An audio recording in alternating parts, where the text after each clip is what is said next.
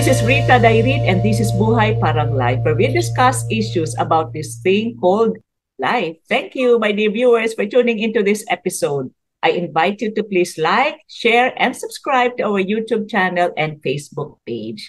Buhay Parang Life is part of FaithWatch TV, and I ask you to download the FaithWatch app on your mobile device. We read and value your comments, so please feel free to write down your comments and suggestions below. What does it take to write a book? We have in this show a published author, writer, first book na to, and he is sharing this episode with his lovely wife. Please welcome again to Buhay Parang Life, Anthony James and Apple K. Perez. Hello sa inyong dalawa. Salamat sa dalawang episode na to. Yes. Hello po sa lahat mga nanonood. AJ, grabe ka. You just came out with your first book. Ano bang inspirasyon mo ba? Although you have been writing. Yes. Patron Comics ba? Patron Comics, Patron Comics. What is that about? Yung Patron Comics kasi na sinulat ko, that was a few years ago, 7-8 years ago. It was about spiritual battle and the topic of exorcism. So, medyo horror ang dating niya. And horror suspense. All right. Nasa na siya ngayon? Is it still out in the market? It's being sold as a digital form. Nakita ko kasi, one of my experiences sa comics, it's even more expensive to produce comics dahil sa may artist ka ganyan. Not unless ikaw mismo yung nagda-drawing. Pero hindi katulad ng typical na libro. Yung typical na libro kasi talent mo lang yun. You write and then you have it published by someone else or you self-publish. Okay. At most, yung editor lang ang kailangan mo. Pero dito sa comics kasi, kailangan mo ng taga-comics, ng taga-drawing. Illustrator. Yes, comic creator. Kailangan mo ng taga-ink. Iba pa yung ano. So, at kung kailangan ng kulay, iba pa yung taga-kulay. So that's 2 or 3 persons agad apart from the person na nagsusulat ng story. So nakita ko hindi siya financially feasible at that moment. So sabi ko, i-hold muna natin. I'm not putting it permanently on hold. Pero sabi ko, itong librong sinulat ko would be relatively cheaper to produce and at the same time relevant din naman siya. Oh, yes, very relevant. The man you were meant to be. Wow. Kailan mo na-conceptualize, AJ, itong pagsusulat nitong librong ito? Well, dalawa kasi yung I will write a book.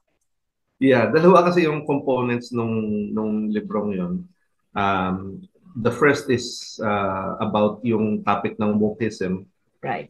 Which is a very relevant topic nowadays kasi maraming mga liberal values that are being peddled around and hindi natin alam paano i-counter yung mga For liberal those, values. AJ, we had an episode on wokeism, yes. But those who failed to watch that episode, what is wokeism? Ano ba yan? Wokeism is para sa mga taong who practice it. It is the being aware of the various social injustices in society. Yun yung official na definition. Pero if you are more observant, mapapansin mo na it's more than just being aware of the injustices. Sometimes and most of the time actually, it is seeing the world through the lens of tinatawag nating cultural Marxism. Medyo mabigat pero basically para sa kanila nahahati ang mundo sa oppressor at oppressed and therefore lagi kang offended, lagi kang oppressed, feeling mo hindi mo forward ang buhay mo, hindi ka magpa-prosper dahil laging merong oppressor like mga lalaki, patriarchy, capitalism. So this book tackles these issues like feminism, LGBT ideology, And this book tries to tell the reader and say, sandali, mali itong mga ideolohiyang ito. But you have the power, especially as a man, kasi kausap ko primarily mga lalaki dito. You have the power, the agency as a man to change the world by changing yourself. Huwag kang titingin sa mundo para sabihin mong, ay, kailangan kong baguhin yung mundo. Hindi mo nga maayos yung sarili mong buhay. And that is where the second component of the book comes in. Alam naman ni Apple, naikwento ko sa kanya at nakita niya na through the pictures at kwento ng mga kaibigan ko na sobrang immature ako dati. It took me, 40 years before ako nag-mature? 39. Bago ako nag-mature at sinabi kong, ay, ano nga bang gusto ko para sa buhay? Ano bang klaseng lalaki ako? Parang floater lang ako noon eh. Parang as long as sweldo, sige, I go to the nicest restaurant, I play the latest video games, nang walang pangarap sa buhay, nang walang direksyon sa buhay. The second aspect and component of the book deals with these matters. Ang sabi ko, kung merong lalaking naging katulad ko at katulad ko right now, na naranasan yung mga bagay na naranasan ko, this book will help them. AJ, you are a sought after speaker, formator. Was it not enough that you are able to speak to big audiences, to students and to parents so that you can share with them your, the change in your life, yung mga enlightened moments mo? Did you have to write a book? Bakit ka nga ba nagsulat ng libro? What inspired you? Kasi si Sun Tzu ba yun o si Confucius, yun ang sabi niya na there are 3 things that you must do in life. Plant a tree, alam mo ba yun? Plant a tree, raise a son or a daughter, and write a book. Kumbaga, yes, I am speaking to various audiences, pero hanggang dun lang yun eh. But if you write a book, it will be there forever. How did you start? Sinusunog yung mga libro, of course. Pero, how did you start? Yes. How did you start with the writing? Gusto ko lang kasi na maging permanent at may tangible na product yung sinusulat ko kasi as per our last episode, 'di ba? Maraming naiimpluwensya nung sa mga sinusulat ko sa Facebook. Isa na nga itong aking magandang asawa. Pero sabi ko, kung maraming nai-influence yung sa mga friends ko sa sinusulat ko sa Facebook, why don't I just write a book? And fortunately, she was there to support me, and she still supports me.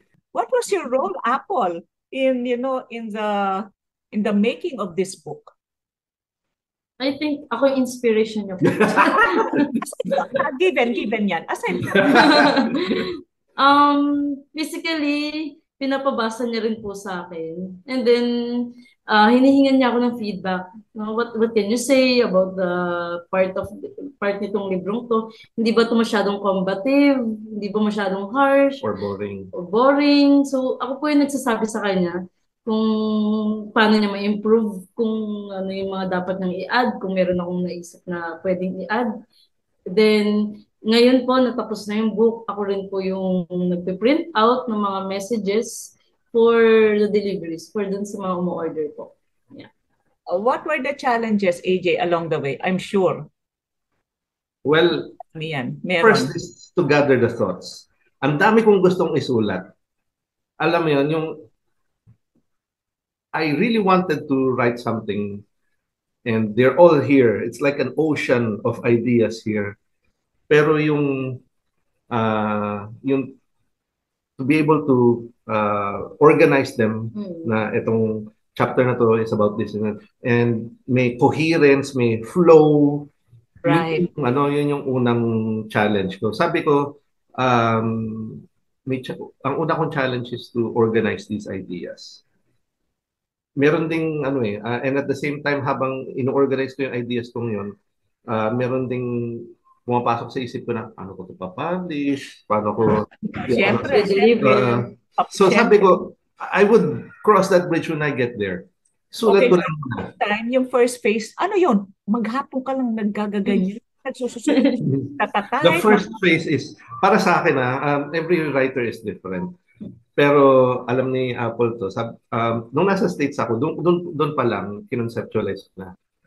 Hindi ako yung tipong writer na uupo tapos mag-type, tapos mag-iisip, tapos No, Oo.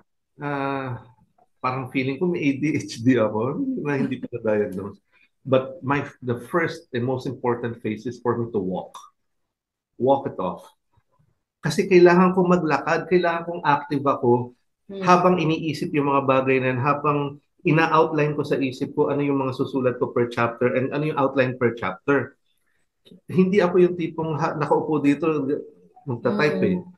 Alam niya ako yun eh. Kaya even nung sinulat ko na siya dito, palakad-lakad ako dito. And she understands it very well. Ayaw lang niya nung lalakad ako ng sobrang this oras ng gabi. Pero sometimes dun pumapasok yung inspiration eh. Napipicture kita, naglalakad ka sa park, sa labas, ano, may notebook ka o tinatype mo sa No. phone mo? Kasi di ba, baka mawala? Yes. Ang ginagawa ko na sa cellphone. Sa cellphone usually. Mini-message ko lang sarili ko sa Messenger. Ito kaya yung Messenger ko punong-puno ng sarili kong messenger. When did you know na this is ready, na coherent na to? Ito na yung gusto kong ilabas. Pinakita ko sa kanya yung mga chapters. Sabi ko, may mga librong maraming chapters pero kukunti yung content per chapter. Correct. Sabi ko, I'll do the opposite. I only have 6 chapters for an almost 200-page book. And per chapters like 25 pages. Mahaba. So mahaba para mas ma-develop ko siya. And nung pinakita ko sa kanya, again, my editor, my critic, my best friend, my wife, sabi ko, ito yung tingin mo ba this will fly? Okay ba to? And dahil teacher siya, and dahil madalas din siyang magbasa ng libro, mas marami siyang libro sa akin eh. At mas madalas siyang manood ng mga YouTube videos na very educational. Nataon din naman na kaya niyang sabihin sa akin na, uy, idagdag mo to, bawasan mo to, ganito yung gawin mo, okay na yan. Usually, Apple, when you critique his work, ano usually yung mga comments mo? So, yun nga po yung sinabi ko kanina, minsan masyadong combative pakinggan. Combative. Kasi naiinis ako. Sarcastic Yeah. pakinggan. So, yun kasi yung isa sa mga punas sa kanya nung isang comment, no, doon sa book. So, nung binasa ko po ulit, maybe nga merong mga side na ganun. So, sinasabi ko po sa kanya agad, once na I think as a millennial, na mukhang hindi ito papatok sa mga millennials or sa Gen Z, mga ganyan po. So, how did you take it, AJ? Okay ka naman? Kasi baka sabi mo, bakit? Ang writer ka talaga eh. Magaling ka eh. How did you take her comments? Yung comment niya, I actually trust her kasi iba yung generation ko dun sa generation niya. Although, para naman tayong millennials. Ang tawag ko lang sa sarili ko ay proto-millennial dahil ako the oldest millennial. One of the oldest millennials. Pero, ang sabi ko rin sa kanya is, I would have to trust you kasi ikaw ang nakakaalam ng pulso ng millennial, which is my main readership. Millennials and Gen Z. So this book is addressed to millennials. Pero yung editor ko mas matanda sa akin. He's not a millennial. Sabi niya, ipabasa mo to sa mga generation ko, they will really appreciate this too. Alright, so yeah, okay yung naging role ni Wifey kasi marami akong blind spots kasi kapag masyado kang bilib sa sarili mo, hindi rin maganda. You would have to have another set of eyes to see, ay hindi, dapat ganito yan, dapat ganito. Wow, what an openness, ang galing. So ano pang challenges yung naano mo along the way? You know, we might have some viewers out there who's thinking of writing a book. O nga, ang dami nilang post, pwede na tong libro ha. Ano pa, aside from, gathering your ideas, making sure coherent? Yung as far as the writing is concerned, dapat yung content na sinusulat ninyo ay not only relevant, but is also something that will be helpful to society. Kasi marami namang relevant, marami namang relevant na um, ideas there na hindi na napapag-usapan. Ito nga, one of the strengths of this book is its relevance kasi there are very, very few people in the Philippines who's talking about wokeism in the lens of spiritual masculinity. So dapat maging relevant and helpful sa society ang sinusulat ninyo. So that's one thing. If you are self-publishing, and that's the difference between publishing and You self-publishing. self-published. What I is self-published. self-publishing? To self-publish is to basically do everything on your own. That's the long and short of it. You So write. what exactly did you have to do? So pagkasulat mo, paano? You write, you ask someone to edit. May editor ako. Who did you get as an editor? Yung official editor, was it someone you knew? It was someone I knew na editing talaga ang skill niya. All He's right. also a writer, pero magaling siya sa nitty-gritty eh. So may And- editor ka na. Oh, may editor ako, may artist din ako kasi may mga artwork din diyan eh. Oh, like the title, the cover is very artistic. Sino ang Thank you, Rafi Saberon. Yeah. Saberon? Yun ang unang it pops out eh. Yan yung gusto ko doon sa libro. Pag tingin mo ang ganda niyan tignan eh. Ang ganda niyang tignan. I agree. Yes. So Okay. yun, editor, layout artist, kung ano, and basta artist, yan. Those are the other two persons you need after nyo makapagsulat. Bukod doon sa editor ko, syempre may iba pang editor. Itong Unofficial. unofficial but very very essential worker, very essential na editor. And finally, you would have to think of how you would print it. And Exactly. O paano nga ba? shout out kay Ninong Manjo. Mancho pala.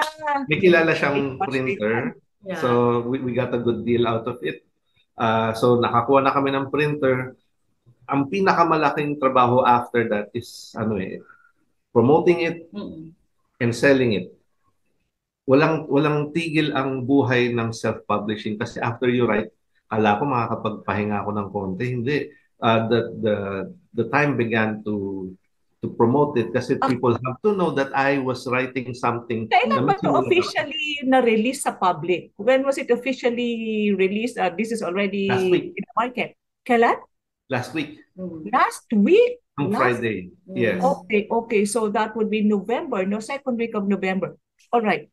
Before yung final print out or whatever you call this, was there ever a time in the process that you wanted to quit? No.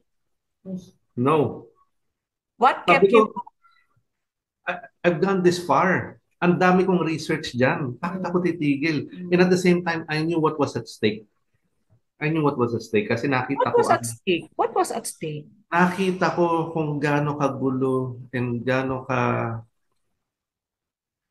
wasak, sorry for the word, ang society ng Amerika because of wokeism. I am trying to sound the alarm here in the Philippines and strengthen the men that need to be on the forefront of that fight against wokeism. So sabi ko, ang daming challenges but I will not give up. This is what God asks me to do and I will do it. So yun lang yung naging aim ko. Just do it. So I don't think this is just for men, no? Yes. So why should anyone read this book? Ano ang magiging aha moment ng isang reader ng iyong libro? Gusto ko lang ma-realize ng mga lalaki. I would like you to answer na kung bakit kailangan basahin ng babae. Pero para kasi hindi ko masasabi yun eh. I don't want to mansplain. Para sa mga lalaki, gusto kong sabihin sa inyo that you have the power to change the world by changing yourself. One of my favorite quotes kung saan binase ko yung title is from Saint Catherine of Siena. Be who God meant you to be, and you will set the world on fire. I am asking and imploring our men, you have to be the men that God wants you to be, that God calls you to be. Otherwise, we will live in a society that is crumbling, that is destroyed by these liberal values.